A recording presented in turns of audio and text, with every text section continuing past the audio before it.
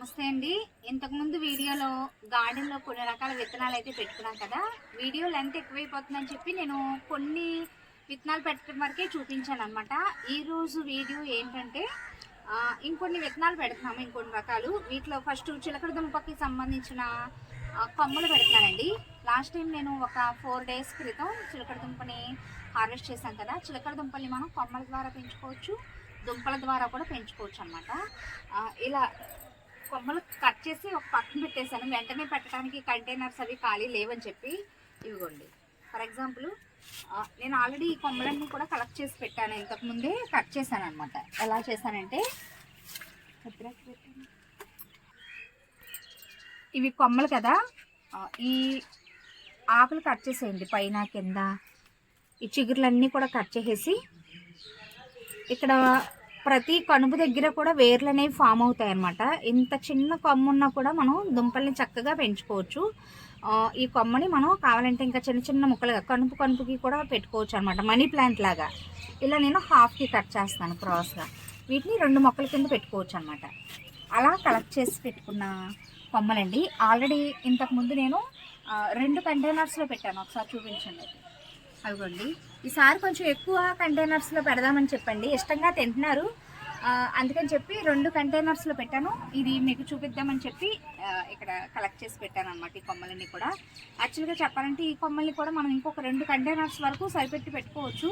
ప్రస్తుతానికైతే దగ్గరగా పెట్టేస్తాను. ఇంకేమైనా విత్తనాలన్నీ పెట్టేసిన తర్వాత ఏమైనా కంటైనర్ ఖాళీగా ఉంది అనిపిస్తే మధ్యలో ఈ కొమ్మల్ని తీసి వేర్లు వచ్చిన తర్వాత అయినా కూడా పెట్టుకోవచ్చు అనమాట. ఇంకోండి, ఒక అంగుళం భూమిలోకి వెళ్ళేటట్టుగా పెట్టుకోండి. మీరు ఆకులు ఉంచుకున్న ప్రాబ్లం లేదు. ఇక్కడ వరకు ఆకులు కట్ చేసుకుని పైన కూడా మీరు ఉంచుకోవచ్చు. బట్ ఏంటంటే ఇంక ఎనర్జీ అది వేస్ట్ అవ్వకుండా ఓన్లీ ఆ వేర్లు ఆ చిగుర్లు రావడానికి మాత్రమే చక్కగా హెల్ప్ అయ్యే విధంగా ఫాస్ట్గా వస్తాయి అన్నమాట చిగుర్లు. ఇలా పైన కింద ఆకులన్నీ కట్ చేసి పెట్టుకుంటే ఇలా కొంచెం చక్కగా మట్టిలో గుచ్చేసుకోవటమే.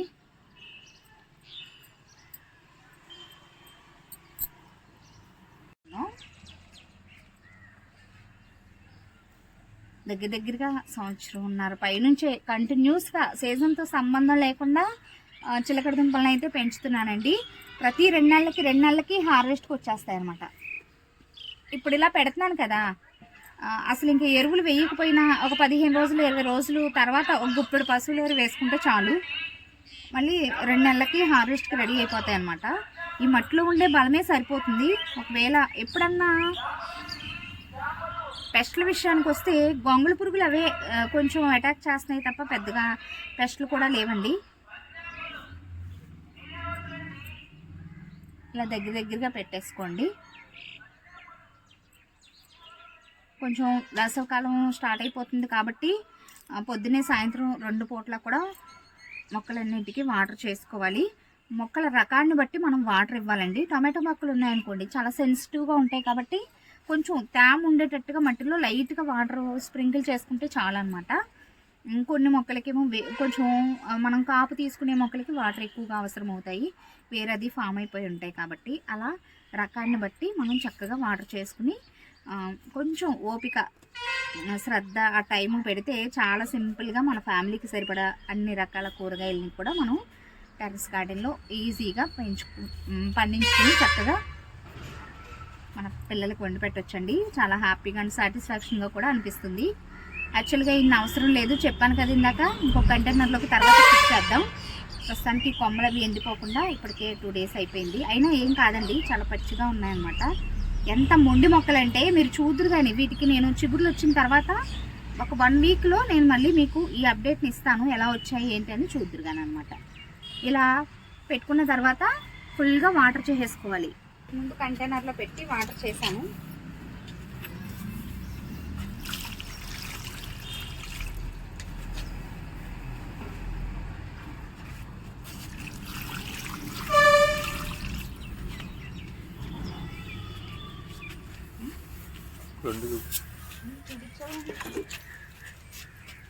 మొత్తం 3 కంటైనర్స్ అనమాట.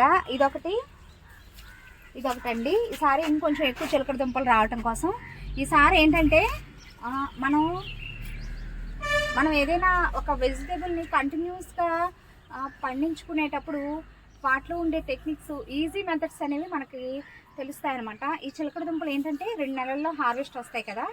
ఇప్పుడు పెట్టుకున్న ఈ కొమ్మలు చిగుర్లు వచ్చి చక్కగా ఒక 1 మంత్లో బుషీగా తయారవుతాయి. ఒక 15-20 రోజులు దాటిన తర్వాత నుంచి మళ్ళీ మనం ఆ కొమ్మల్ని కలెక్ట్ చేసుకుని ఇంకొక 2 కంటైనర్స్లో అలా పెట్టుకున్నాం అనుకోండి, 2-3 కంటైనర్స్లో 15 రోజులకి చక్కగా హార్వెస్ట్లు తీసుకోవచ్చు అనమాట. అంటే 2 నెలల పాటు మనం వెయిట్ చేయకుండా అలా మనం ప్లాన్ చేసుకుని అన్ని రకాల వెజిటేబుల్స్ని చక్కగా పెంచుకోవచ్చు. నెక్స్ట్ ఏంటంటే ఈసారి వేరుశనగ పెడదాము. యాక్చువల్గా వేరుశనగ సమ్మర్లో కూడా పండుతుంది అని విన్నాను, చూద్దాం ఒక ఎక్స్పెరిమెంట్ లాగా. వేరుశనగ అంటే సడన్గా మన దగ్గర విత్తనాలు లేవు కాబట్టి వేరుశనగ ఏంటంటే రైతులు తెలిసిన వాళ్ళు పండిన వేరుశనగకాయలు కొన్ని ఇచ్చారండి, కొత్తవన్నమాట. మొన్న మధ్య వాళ్ళు హార్వెస్ట్ చేసి చక్కగా ఎండబెట్టిచ్చారు, మీకు చూపిస్తాను. వాటిలో కొన్ని కాయలు తీసుకొచ్చానండి, ఇవ్వండి కొత్త కాయలు అనమాట. ఈ కొత్త కాయల్ని చక్కగా ఇలా ఒలిచేసి దగ్గర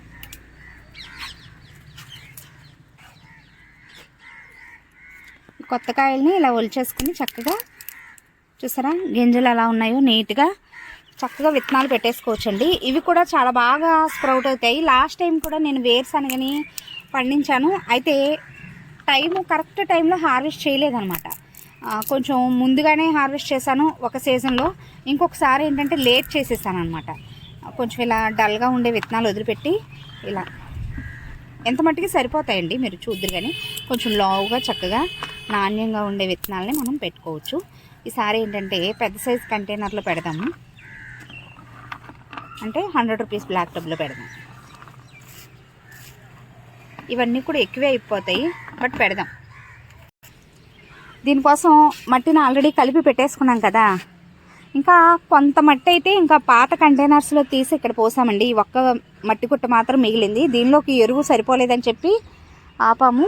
కొత్తగా తెప్పించాం మళ్ళీ ఈసారి గొర్రెల ఎరువు, అది కలిపేటప్పుడు మళ్ళీ నేను నెక్స్ట్ ఒక వీడియో చేస్తాను. ఏంటంటే ఈసారి థర్మోకోల్ బాక్స్లోనే పెడుతున్నాను. దీనిలో పెడదామా, ఇందులో పెడదామండి.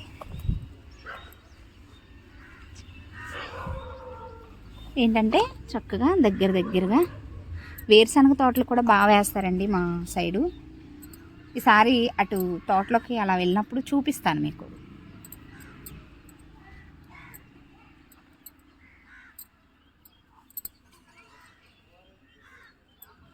అంటే రొటీన్గా పండించేవి కాకుండా ఇలాంటివి ఏంటంటే మనకి వంటల్లోకి వాడుకోవటానికి సరిపడా పండించలేకపోయినా కూడా ఏదో సంతోషం అనమాట. వీటిని హార్వెస్ట్ చేస్తున్నప్పుడు, అవి ఎదుగుతున్నప్పుడు చాలా హ్యాపీగా ఉంటుంది.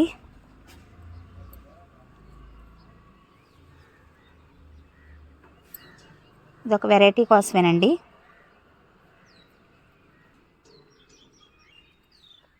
ఇలా వేద్దాం, కనిపిస్తుంది.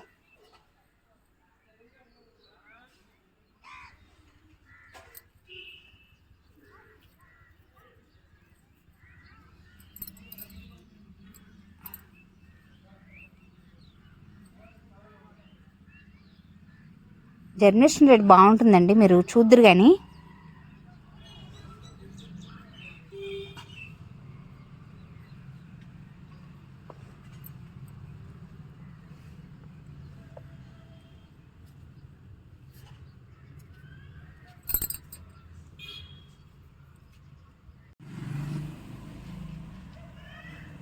ఇవి మళ్ళీ మొలకలు వచ్చిన తర్వాత నేను చూపిస్తాను మీకు. లాస్ట్ టైం ఏంటంటే పందికొక్కులు ఆ ప్రాబ్లం వల్ల వేరుశనగ గింజలు అసలు తినేసామన్నమాట. ఇప్పుడు మెట్లకి చక్కగా గేట్ కట్టించాం కదా, డోరు, పందికొక్కుల ప్రాబ్లం అలా లేదండి.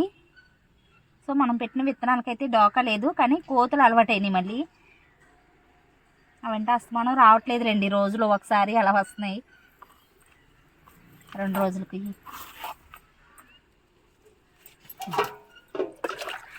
ఫస్ట్ టైం మాత్రం ఏ కుండీలో మనం విత్తనాలు పెట్టుకున్నా వాటర్ మాత్రం బాగా చేయాలి, ఫుల్గా మట్టి అంతా కూడా తడుచుకోవాలన్నమాట.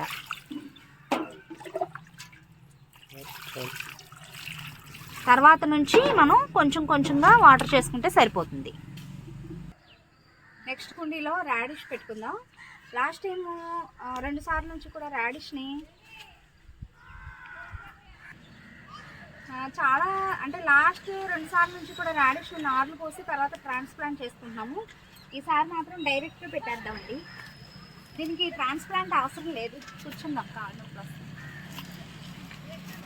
దీన్ని కూడా 100 రూపీస్ బ్లాక్ టబ్లోనే పెడదాం. ఇది పగిలిపోయిందని చెప్పి ఒకవైపు ఇలా కవర్ పెట్టాను అనమాట. కవర్ పెట్టి మట్టి పోసాను. ఎలాగో కదపం కాబట్టి అటు ఇటు ప్రాబ్లమే ఉండదు. నార ఏంటంటే అండి ఎక్కువైపోతుంది, అన్నీ ఒకేసారి వచ్చేస్తున్నాయి, ఇంకా ఇబ్బంది అవుతుంది నాకు. ఎందుకు అయినా ఇలా కూడా మనం చక్కగా డైరెక్ట్గా పెట్టేసుకోవచ్చండి. గార్డెనింగ్ స్టార్ట్ చేసిన కొత్తలో ఇలాగే పెట్టేదాన్ని. ఒక 4 అంగుళాలు అలా గ్యాప్ తీసుకుని పెట్టుకోవచ్చు అన్నమాట. మట్టి తడిచి పెట్టాల్సింది. ఒకవేళ రెండు వేద్దాం, 2 వస్తే మధ్యలో ఒకటి తీసేద్దాం. మళ్ళీ అలా అంటా తర్వాత మనసు ఒప్పదు, ప్రాణం ఒప్పదు తీయటానికి. సరే 2 వేద్దాం.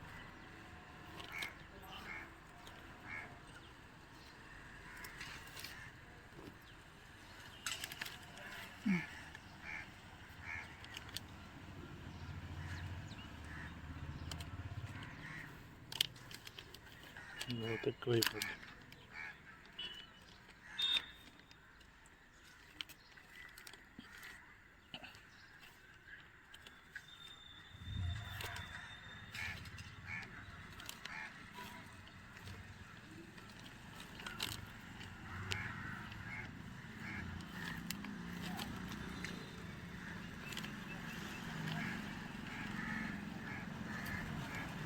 అన్నిట్లో వేస్తాను.